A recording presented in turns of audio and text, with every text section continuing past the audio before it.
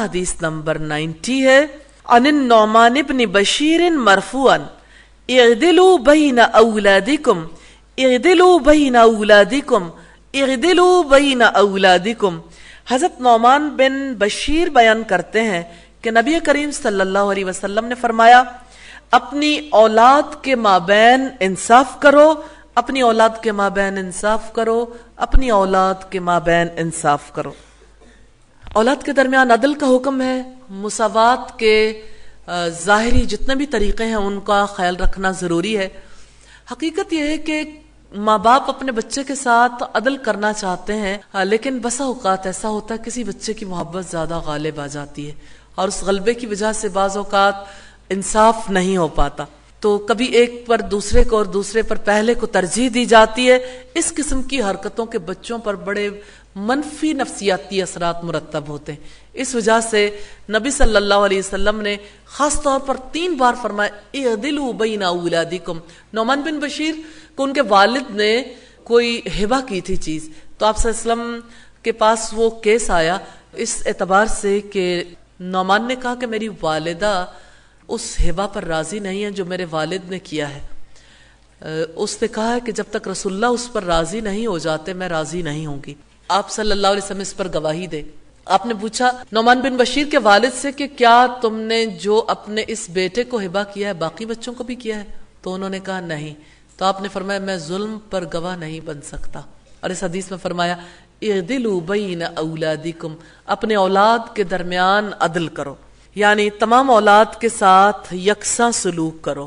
یکساں سلوک کے حوالے سے ایک بہت پیاری روایت ہے۔ سیدہ عائشہ روزے سے تھی، ان کے پاس ایک خاتون آئی اور اس نے کہا، روزے کی حالت میں تھی وہ بھی، سیدہ عائشہ جس کھجور سے روزہ افطار کرنا چاہتی تھی ایک ہی کھجور تھی، اٹھا کے دے دی۔ تو اس عورت نے اس کے 2 حصے کیے، اس کے ساتھ 2 بچیاں تھیں، دونوں بچیوں کے پاس وہ کھجور چلی گئی، خود اس نے کچھ نہیں کھایا، اٹھی اور چلی گئی۔ نبی صلی اللہ علیہ وسلم تشریف لائے تو سیدہ عائشہ نے انہیں یہ واقعہ ذکر کیا، تو آپ صلی اللہ علیہ وسلم نے فرمایا جس کو ان بیٹیوں میں سے کسی معاملے کے ساتھ آزمایا جائے پھر وہ ان کے ساتھ اچھا برتاؤ کرے تو یہ بیٹیاں اس کے لیے جہنم کی آگ سے آڑ بن جائیں گی، الحمدللہ۔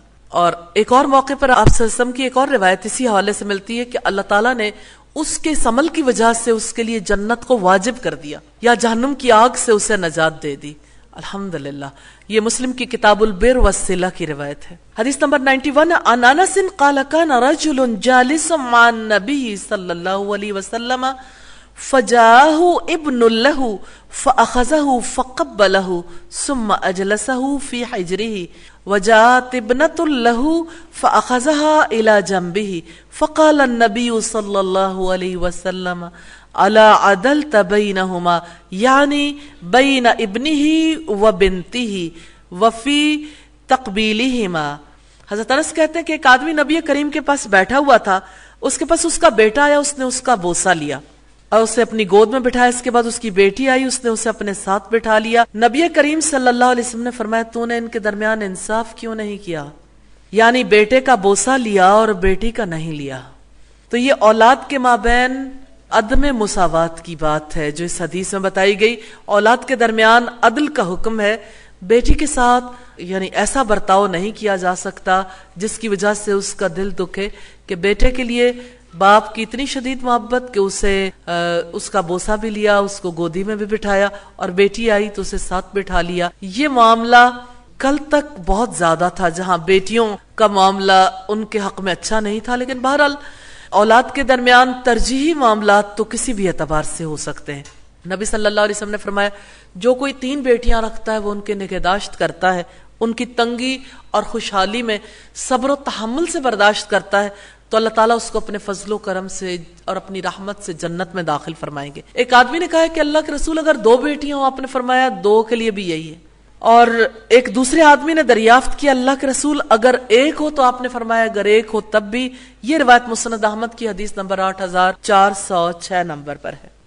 تو اولاد کے درمیان مساوات کے تقاضے پورے کرنے ضروری ہیں۔ حدیث نمبر 92 ہے عن عامر قال سمعت النعمان بن بشیر وهو يخطب على المنبر فقال تصدق ابي علي بصدقة فقالت عمرة بنت رواحة لا أرضى حتى تشهد عليها رسول الله فأتى بشیر رسول اللہ فقال انی تصدقت على ابنی بصدقة فقالت عمرة بنت رواحة لا أرضى حتى تشهد عليها رسول اللہ صلی اللہ علیہ وسلم فقال ألك بنون غيره قال نعم قال فكلهم آتيت مثل ما آتيت قال لا قال هذا جور فلا تشهدني عليه اتقوا الله وعدلوا بين اولادكم كما تحبون ان يبروكم۔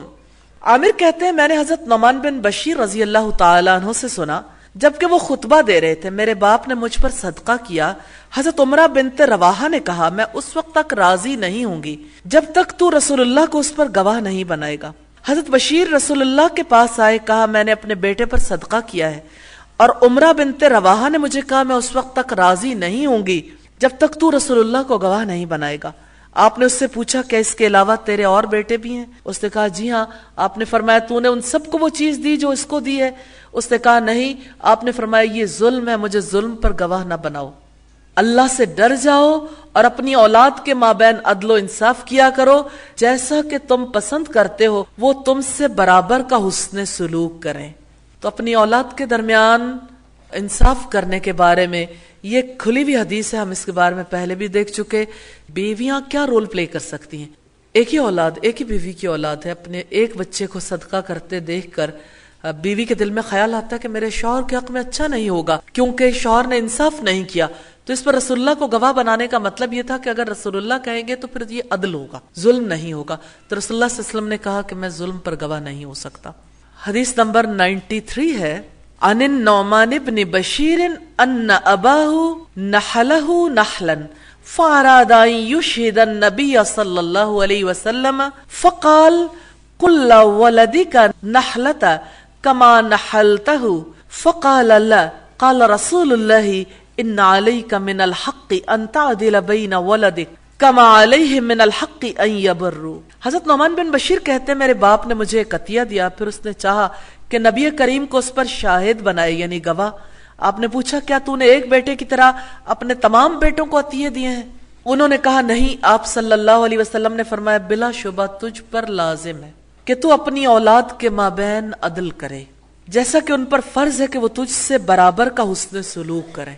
یعنی آپ اپنی ہر اولاد سے یہ چاہتے ہو کہ وہ آپ کے ساتھ حسن سلوک کریں، اور ماں باپ مثالیں بھی دیتے ہیں کہ دیکھو فلاں ہمارا بچہ اتنا خیال رکھتا ہے اور آپ اس طرح سے خیال نہیں رکھتے ہو۔ تو ماں باپ کا بھی فرض ہے، رسول اللہ صلی اللہ علیہ وسلم نے اسی چیز کو پیش نظر رکھتے ہوئے ماں باپ کو تیار کیا ہے کہ وہ اپنی اولاد کے درمیان عدل کریں۔